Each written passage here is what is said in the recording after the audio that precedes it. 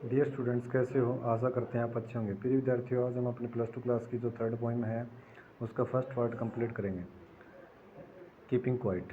Keeping quiet जो poem है वो पैब्लो नेरुदा के द्वारा लिखी गई कविता, बहुत ही फैंटेस्टिक कविता है ये। और इस कविता में शांत रहने के बारे में बताया गया कि इंसान को कुछ समय शांत रह करके अपने आप अंतर्मन की पुकार सुननी चाहिए, अपने आंतरिक मन की पुकार सुननी चाहिए और अपने आंतरिक विचारों पर कुछ इंट्रोस्पेक्शन करना चाहिए, अंतर निरीक्षण करना चाहिए कि मेरे जो विचार हैं वो अच्छे हैं या बुरे हैं। तो let us start this poem dear students. Now we will count to 12 and we will all keep still. For once on the face of the earth, let's not speak any language. Let's stop for 1 second and not move our arms so much. It would be an exotic moment. Without us, without engines, we would all be together in a sudden strangeness. Fishermen in the cold sea would not harm whales, and the man gathering salt would look at his hurt hands. तो प्रिय विद्यार्थी, 9 का मतलब आपको पता है अब होता है। काउंट टू 12 का मतलब होता है 1 से लेकर 12 तक गिनना। ऑल कीप स्टिल का मतलब होता है हम सब क्या है, स्थिर रहेंगे। कहने का मतलब शांत रहेंगे, कुछ नहीं करेंगे, कोई बॉडी मूवमेंट नहीं करेंगे। फॉर वंस का मतलब होता है केवल इसी अवसर के लिए। वंस का मतलब एक बार होता है, लेकिन फॉर वंस का मतलब इस अवसर के लिए, इस मौके के लिए की बात है। On the face of the अर्थ होता है पृथ्वी पर, धरती पर। Let's not speak any language. In any language का मतलब होता है कोई भाषा नहीं बोलना। स्पीक होता है बोलना, स्पीक एनी लैंग्वेज का कोई भाषा नहीं बोलें। Let's stop for 1 second, 1 second के लिए अपने आप को रोकें। मूव मिस होता है हिलना डुलना या कहते हिलाना। आराम सो मच, और इतनी ज़्यादा अपने बाजू को नहीं हिलाएं, बाजू को हिलाएं मत। कहने का मतलब एग्जोटिक मोमेंट का होता है बहुत आकर्षित, मनमोहक, कहते हैं असाधारण पल। एग्जोटिक असाधारण बोलेंगे तो अच्छा रहेगा आपके लिए, ये वैसे आकर्षित करने वाले बोलते हैं, लेकिन यहाँ असाधारण क्षण बोलेंगे हम, ठीक है। विदाउट रस होता है बिना भीड़ के। विदाउट इंजन होता है बिना इंजन के, बिना मशीनों के। कहने का मतलब इंजन मीन्स इंजन होता है, मशीनें बोल सकते हैं।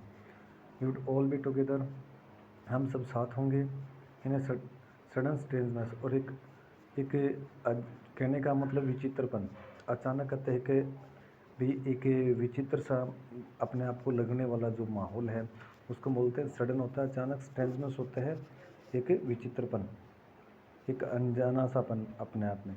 फिशरमैन का मतलब होता है मछुआरे जो मछलियाँ पकड़ते हैं।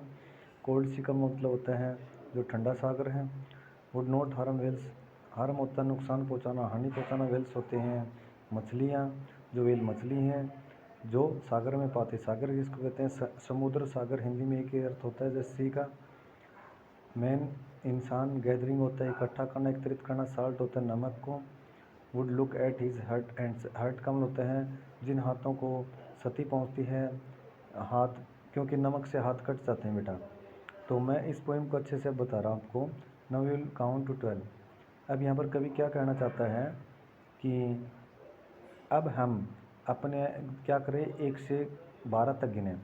Now we will count to 12, अब हम 1 से लेकर 11 तक गिनेंगे। कहने का मतलब उतना क्षण लेंगे जितना 1 से लेकर 12 तक जो हम गिनती गाते हैं, हम काउंटिंग करते हैं, गाते हैं, या काउंटिंग को काउंट करते हैं, गिनतियों को गिनते हैं जैसे 1 से लेकर 12 तक, उतना टाइम हम लेते हैं। तो क्या कह रहे हैं यहाँ पर कवि, now we will count to 12, 1 से लेकर 12 तक जो हम गिनेंगे उतना वक्त हम लेंगे। And we will all keep still, और हम सब अपने आप को क्या रखेंगे, शांत रखेंगे। कहने का मतलब इस दौरान 1 से लेकर 12 तक गिनेंगे, इतना वक्त हम लेते हैं ना, तो इतने वक्त तक हम अपने आप को क्या रखें, शांत रखेंगे, चुप रखेंगे। कहने का मतलब किसी प्रकार की कोई गतिविधि नहीं करेंगे, अपने आप को शांत रख करके और अपने अंतर्मन की कहते समीक्षा करेंगे। For once on the face of the earth, इसी अवसर के लिए, ज़मीन पर, धरती पर, कह रहे हैं धरती के पर, इसी अवसर के लिए। On the face of the अर्थ बोलो, पृथ्वी के ऊपर। Let's not speak any language, not speak any language होता है कोई भाषा न बोलें। कहने का मतलब किसी भी भाषा का एक भी शब्द न बोलें हम, कोई भी शब्द न बोलें, किसी भी तरह की भाषा, कोई भी भाषा हो उसका कोई भी कहते हैं एक भी शब्द न बोले हम। लेट्स स्टॉप फॉर 1 सेकेंड, और अब लेट्स स्टॉप फॉर 1 सेकंड, और अपने आप को 1 सेकंड अपने आप को रोकिए। कहने का मतलब यहाँ पर कवि कहना चाहता है कि इस अवसर पर हम धरती पर रहते हुए न तो कोई भी शब्द बोलें किसी भी भाषा का, और अपने आप को कहते 1 सेकंड के लिए रोके रखें और उस दौरान कोई गतिविधि न करें। अगली बात, note move arm so much, और अपनी जो बाजुएं हैं उनको भी न हिलाएं। कहने का मतलब अपने हाथों की जो गतिविधियां हैं, अपनी बाजुओं की जो गतिविधियां हैं उनको रोके रखें। कहने का मतलब उनको हिलाएं नहीं। It would be an exotic moment, और ये एक असाधारण पल होगा। एग्जोटिक मोमेंट होता है असाधारण सफल होगा। वुड विदाउट रस, बिना भीड़ का। कहना मतलब आपको किसी भी तरह की भीड़ भी नज़र नहीं है। कहने का मतलब बिना भीड़ का एक असाधारण सफल। विदाउट इंजन्स, बिना कहते इंजन का, बिना मशीनों का।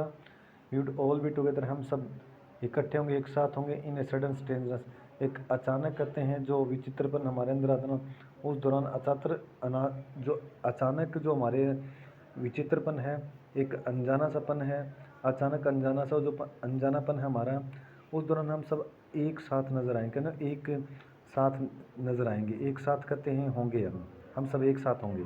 कहने का मतलब एक ऐसा क्षण कि उस दौरान हम सब कुछ हर प्रकार की गतिविधियों को स्टॉप करके, उनको रोक करके, और काउंट टू 12, 1 से लेकर 12 तक गिनेंगे। उतना वक्त हम अपने आप को शांत रखेंगे। कहने का मतलब इतना गिनने में हमें कुछ ही सेकंड लगते हैं, और कुछ सेकंड के लिए हम अपने आप को जो भी गतिविधियाँ होती है रोक देंगे और अपने अंतर्मन की समीक्षा करें। कहना अपने आंतरिक विचारों पर ध्यान देंगे। यहाँ पर कवि क्या कहना चाहता है, यहाँ तक इतनी जो बातें मैं आपको बता देता हूँ सिंपल वे में। कवि यहाँ पर ये कहना चाहता है कि जो भी गतिविधियाँ करते हैं, कहने का मतलब जो भी काम करते हैं, उससे पहले हम अपने आप को सोचें, और सोचने में उस विचार की समीक्षा करने में बहुत कम वक्त लगता है। कहने का मतलब हमें कुछ ही सेकंड लगते हैं। और इसलिए यहाँ पर हमें क्या कह रहा है कि कवि यहाँ पर हमें कि कोई भी कार्य करते हैं उससे पहले हमें उसकी समीक्षा कर लेनी चाहिए, उस विचार पर कुछ अमल कर लेना चाहिए। तो यहाँ पर यही बात बताई गई है कवि के द्वारा कि कोई भी हर प्रकार की गतिविधि रोक करके और 1 से लेकर 12 तक गिनते हैं, उतना वक्त लगता है सोचने में, उस बात पर समीक्षा करने में हमें कि हमारे लिए what is good and what is bad for us, हमारे लिए अच्छा क्या है बुरा क्या है, ये बातें सोचने के लिए हमें 1 से लेकर 12 तक काउंट करते हैं, उतना ही वक्त लगता है उस विचार पर समीक्षा करने में। तो उस विचार के एनालिसिस करने के लिए, उस पर विश्लेषण करने के लिए यहाँ पर कवि बताना चाहता है। अगला जो हमारा पैरा है, जो स्टेंजा है, उसको हम पढ़ेंगे। It would be an exalted moment का मतलब होता है एक असाधारण सफल। विदाउटर्स, बिना भीड़ के। विदाउट इंजन्स होता है बिना मशीनों के। इंजन्स का मतलब इंजन भी होता है, मशीन बोल सकते हैं। वी नो, हम जानते हैं मशीन होता है। We would all be together in a sudden strangeness, और हम सब एक साथ होंगे उस अजीब कहते हैं अजीब या भी एक विचित्र, एक अचानक कहते हैं जो एक अजीबोगरीबोपन है। कहने का मतलब एक विचित्रपन है, एक विचित्र जो माहौल सा होता है अचानक, उसमें हम सब एक साथ होंगे। फिशरमैन इन द कोल्ड सी, मछुआरे होते हैं वो क्या करते हैं, कोल्ड सी ठंडे सागर में मछुआरे। वुड नॉट हार्म वेल्स है, मछुआरे ना वो मछलियों को नुकसान नहीं पहुँचाएंगे, हानि नहीं पहुँचाएंगे। कहने का मतलब क्या है यहाँ पर कवि का कि मछुआरे अपने according to his wish not more than for selling fishes. कहने का मतलब जो मछलियाँ हैं वो बेचने के लिए, ज़्यादा मुनाफे के लिए नहीं, अपनी ज़रूरत के अनुसार। अकॉर्डिंग टू देयर नीड्स, ठीक है ना। देयर नीड का होता है अपनी ज़रूरत के मुताबिक। They would like to fish in the cold sea, उस ठंडे सागर में अपनी ज़रूरत के मुताबिक ही वो मछलियों को पकड़ेंगे। कहने का मतलब जितनी fisherman in the cold sea would not harm whales, मछलियों को नुकसान नहीं पहुंचाएंगा। मतलब क्या होगा कि वो मछलियाँ उतनी पकड़े जितनी उनकी ज़रूरत हो, ज़रूरत के मुताबिक। ये नहीं कि ज़्यादा मुनाफा कमाने के, ज़्यादा बेनिफिट पाने के लिए कि वो ज़्यादा मछलियों को नुकसान पहुंचाए, ऐसा नहीं। जितनी ज़रूरत होती है उतना ही क्या है वो मछलियाँ पकड़ें। यहाँ पर कवि का कहने का अभिप्राय यही है।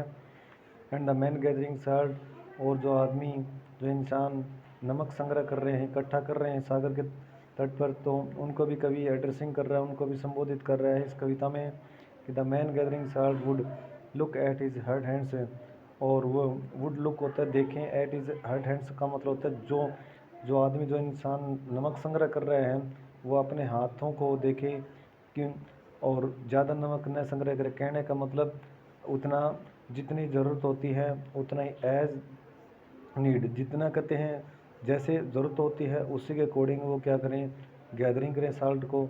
और ज़्यादा जो साल्ट है, ये कहा भी जाता है, कहावत भी है ना, excess of everything is bad, हर चीज़ की अति बुरी होती है। और अगर मैन जो है वो ज़्यादा नमक संग्रह करेगा तो उसके हाथ कट जाएंगे, हाथों के अंदर खून बहने लग जाएगा। या कभी देखो लाइन छोटी सी है लेकिन ये बहुत ज़्यादा कुछ हिडन जो मीनिंग है वो बहुत ज़्यादा हिडन की हुई है, कि अगर मैन है ना वो एक्सेस वे से एक ज़्यादा ही गैदरिंग साल्ट करेगा तो उसके हाथों को नुकसान पहुंचेगा, और नुकसान पहुंचेगा तो उसका हाथों में ब्लीडिंग हो जाएगा, और ब्लीडिंग होगा तो कहने का मतलब वो चीज़ हमारे मछुआरा ना, वो जो चीज़ है वो इंसान के लिए, उस आदमी के लिए जो नमक संग्रह उसके लिए कोई काम की नहीं। क्योंकि जब हमारे हाथ ही किसी काम के नहीं रहेंगे, हाथों में ब्लीडिंग होगा, तो वो हमारे लिए जो मुनाफा है, जो हम लाभ अर्जित करना चाहते हैं, जो हमारी अर्निंग्स, मोर अर्निंग चाहते हैं, अधिक कमाई चाहते हैं, वो किसी काम की नहीं है। तो यहाँ पर कवि क्या कहना चाहता है कि जो इंसान आदमी है ना नमक संग्रह कर रहा है वो अपनी ज़रूरत के मुताबिक करें, और न ये अपने ज़्यादा नमक के फिक्र में अपने हाथों को नुकसान न पहुँचाए। यहाँ पर यही सलाह देना चाहता है इस पोइम के ज़रिए।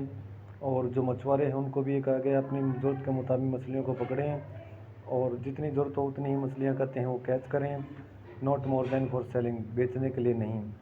और यहाँ बहुत ही अच्छी फैंटेस्टिक कविता है। जो फर्स्ट पार्ट हमारा अच्छा रहा, इसमें बताया गया कि अपने इंसान को जो भी कार्य करते हैं तो गिनती हम जो काउंट करते हैं 1 से लेकर 1 to 12 तक, जितना टाइमिंग हम लेते हैं उससे कम समय लगता है अंतर्मन की, जैसे इंट्रोस्पेक्शन करने के लिए। इंट्रोस्पेक्शन इसमें आपको मैं शब्द बता रहा हूँ, इंट्रोस्पेक्शन होता है आत्मनिरीक्षण, खुद के अंदर झाँकना। खुद के अंदर झाँकेंगे पता लगेगा मैं कैसा हूँ। हर इंसान को अपने अंदर खुद के अंदर झाँक कर देखना चाहिए। और यही कविता में जो फर्स्ट पार्ट हमें यही इंस्पायरेशन देता है, प्रेरणा देता है कि इंसान को अपने अंतर्मन की पुकार सुना, अंदर झाँक कर देखना चाहिए कि मैं कैसा हूँ, किस तरह की मेरी थिंकिंग है, मेरा बिहेवियर कैसा है, मैं किस टाइप का व्यक्ति हूँ, किस तरह का इंसान हूँ। ये सब बातें कविता हमें सिखाती हैं, जो पेब्लो नरूदा ने बहुत ही फैंटास्टिक वे से, एक लाजवाब तरीके से वर्डिंग के अंदर इसको पुरोया, शब्दों के अंदर पुरोया है। और वो आपको मैंने बहुत ही अच्छे अंदाज से बता भी दिया। अगर if there is any doubt you can ask from me, अगर कोई शंका है तो मुझे पूछ सकते हैं।